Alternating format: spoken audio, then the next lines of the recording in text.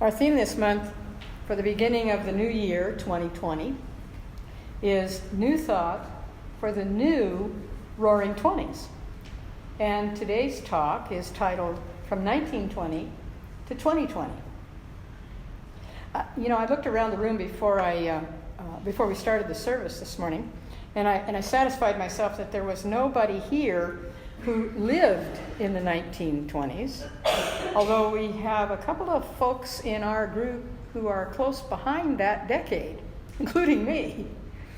Our reason for pointing this out, my reason for pointing this out, is that we know things about that time 100 years ago. We just didn't experience it by being in it. So you may already be asking yourself, so what's your point, Virginia, if we weren't there? Because you hear me encourage you so often about releasing dwelling in the past and staying instead in the present. You probably already know that the decade of the 1920s in Western society and Western culture was a period of economic prosperity with a distinctive cultural edge in the United States and Europe, particularly in major cities such as Berlin, Chicago, London, Los Angeles, New York City, Paris, and in Australia, in Sydney. I thought that was really interesting. You may know that a surging economy created an era of mass consumerism in the United States in the 20s as jazz age flappers flouted the prohibition laws, and the Harlem Renaissance redefined arts and cultures. There was a lot of movement shaking and changing. The golden age of Hollywood began in the 1920s, first with the silent movie era, and then dramatic films like D.W. Griffin's The Birth of a Nation, and comedies such as The Kid. Who else but Charlie Chaplin? They were popular nationwide as a result of movies.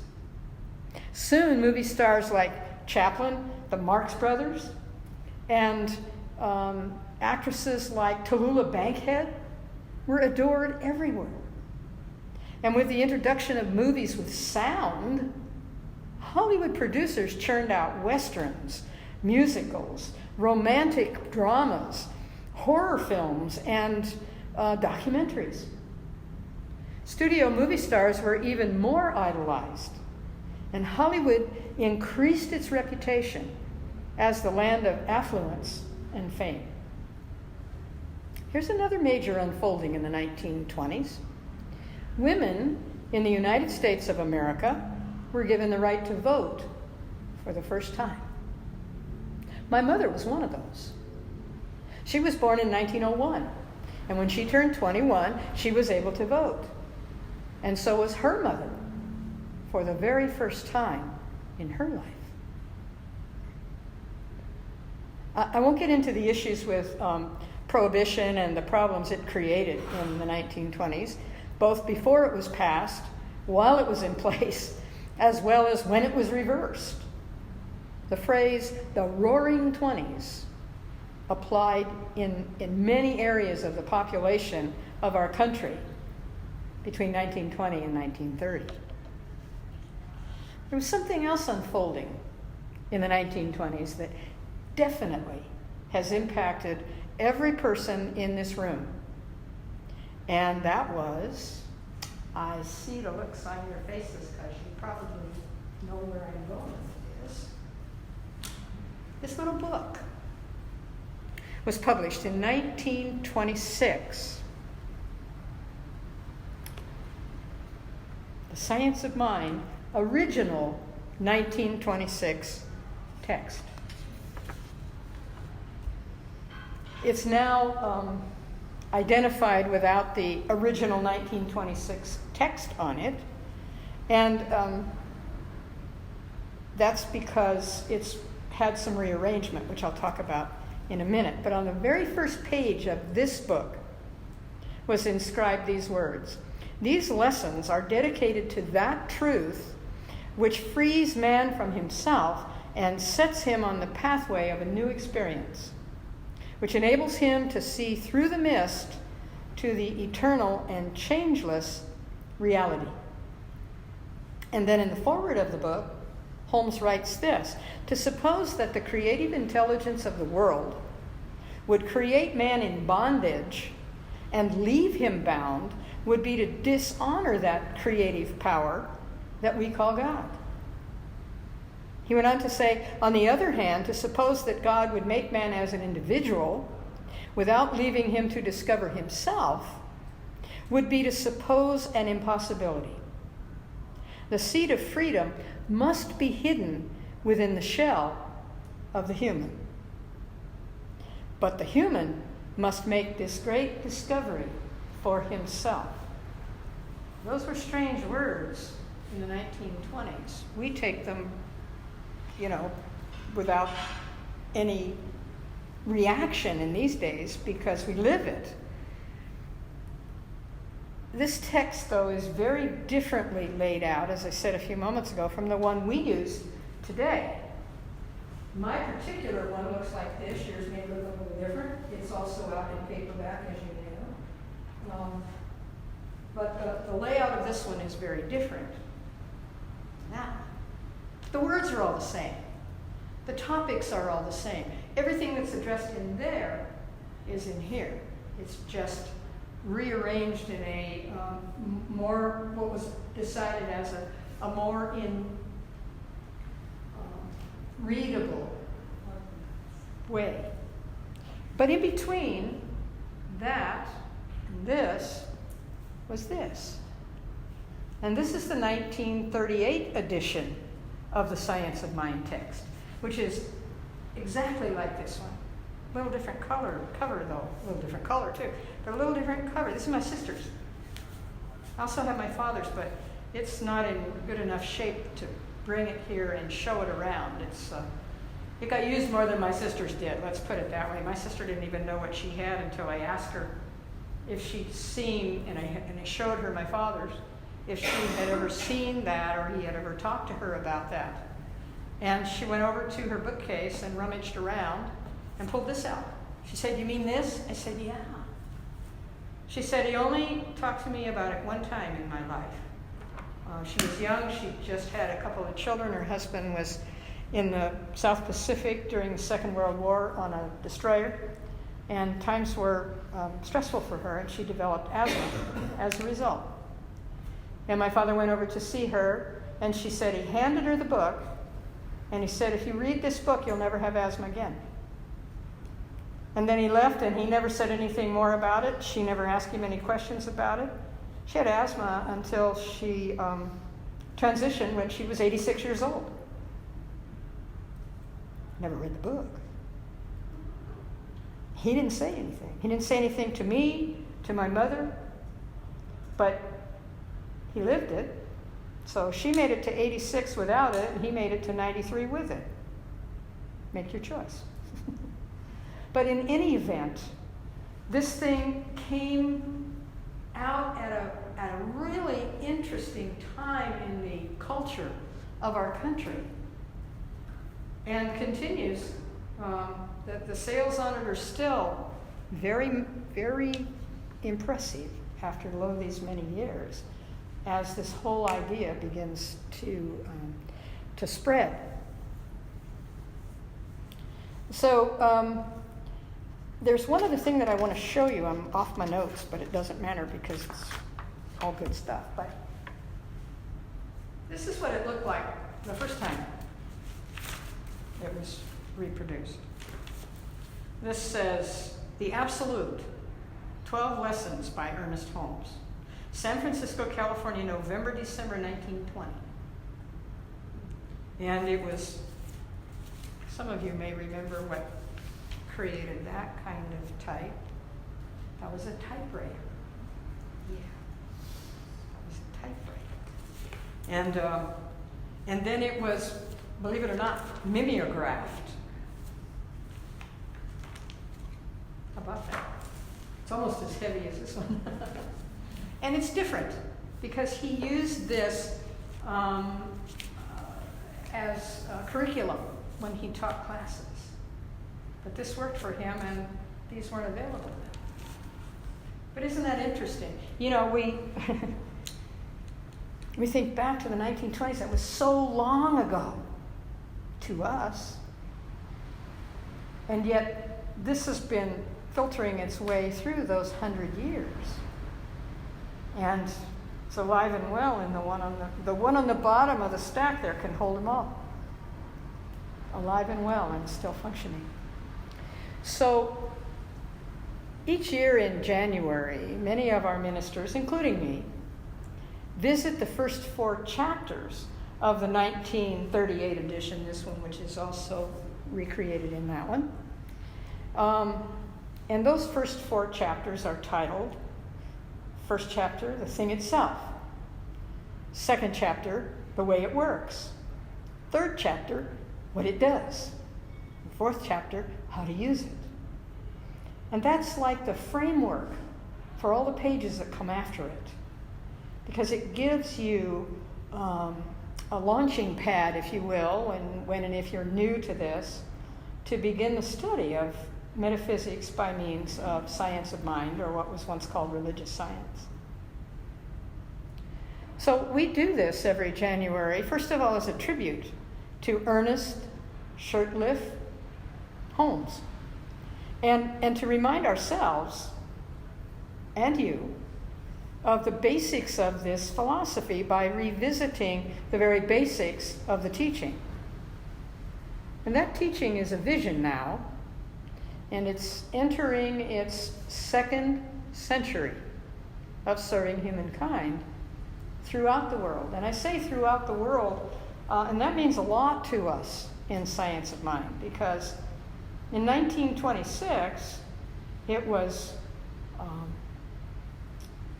focused here, not only in the United States, but in the eastern part of the United States, the northeastern part of the United States. And now we have centers and what are called spiritual circles throughout the world, in every continent, actually. And the one that is particularly of interest, I think, in today's world is the number of centers that we have in what was once called Russia, but is now a series of countries that were once a part of what was called Russia.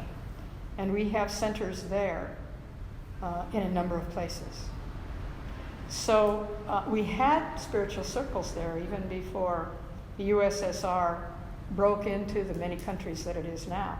They just weren't acknowledged so that those who participated were protected.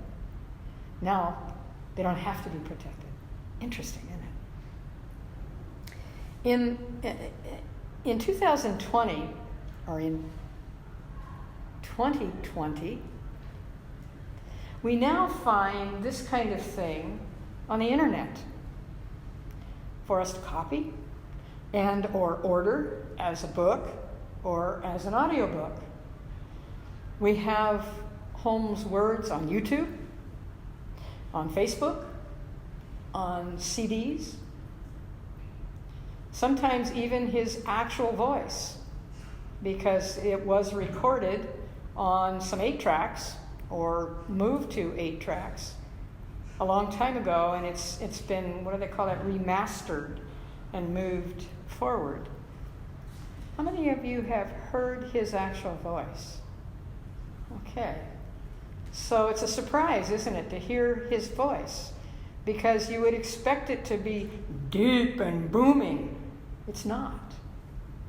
It's very clear and focused, but there was never that sense of overpowering when he spoke. And from that beginning document that I held up there, that however many thousand pages that is, without a cover, there are 42 other books written by Dr. Holmes, some of them in partnership with another minister or practitioner, but all of them with Dr. Holmes' footprint, if you will, on them.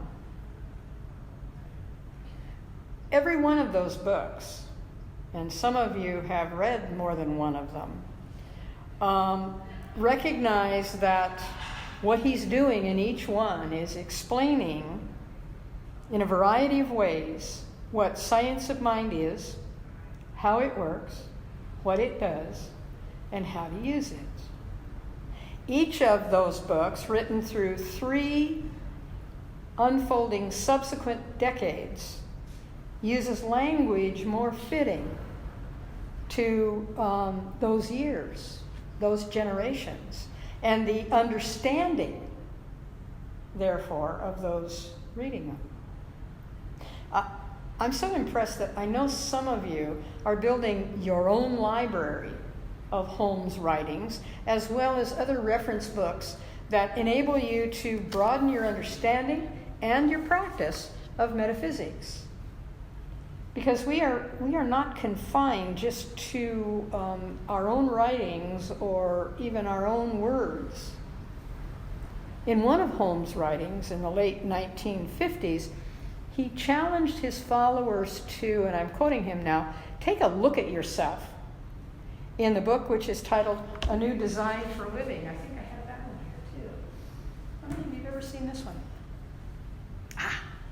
Well, it's still available. A New Design for Living. Chapter 1 is titled New Thoughts for Old. And in it, he challenges his followers to develop new outlooks, to address your hitherto now unrealized potentialities. One of the things I love most about him is that he continued to evaluate the world he was in each unfolding moment, and to utilize what was coming forth through the minds and hearts of the people experiencing it right there, right then. Despite the fact that he was a student of many different religious, philosophical, and scientific ideas, he was always searching and utilizing how those ideas serve the present moment or not. Nothing is changeless, he challenges us in that book. The only constant is change, the necessary expression of a creativity which flows from the mind of the universe, which is ceaseless in its action. It never runs out of ideas. There is always a pattern of thought, a spiritual or mental mold behind everything. Because, he said further, the divine plan is one of freedom. Bondage is not God ordained. Freedom is the birthright of every living soul. The inherent right of every human being is forever seeking to express itself in terms of freedom. We would do well to listen to this inner voice that is there to serve us in living a wonderful life, in love with the great love of the universe. And on my notes, great, love, and universe are all capitalized. Guess who that is? That's Divine Spirit.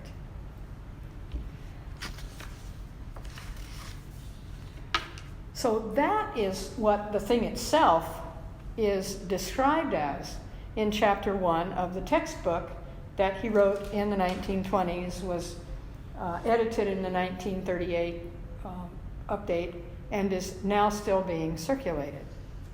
But how we apply it in 2020 of necessity and reality looks very different, doesn't it? Like so many other things that have changed since the 1920s, our forms of transportation are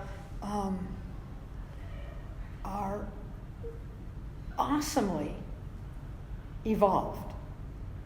Although dozens of automobile manufacturers have sprung up during that time, only 7 of those remain today. And of those 7, 4 are under the same corporate manufacturer's name. The features and the benefits that we expect on vehicles today are not even heard of in those days. Cars that can park themselves. Cars whose speed can be set and maintained without your foot on the gas pedal. Cars that steer you away from the center line or the curb lane of your lane of traffic.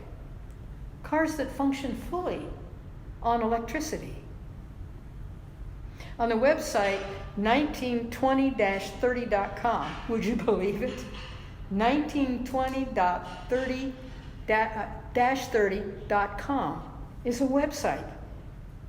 There are 28 other areas of difference listed between that era and today's world. Maybe that doesn't particularly interest you, but it is incredibly true that it affects you every day of your life in today's world. I would venture to say that few of us, meaning the current residents of planet Earth, would choose to return to the life of the 1920s rather than our current times. Holmes described that like this. He said, one of the greatest discoveries the human being has ever made or ever can make is the discovery of the creative power of his or her thought.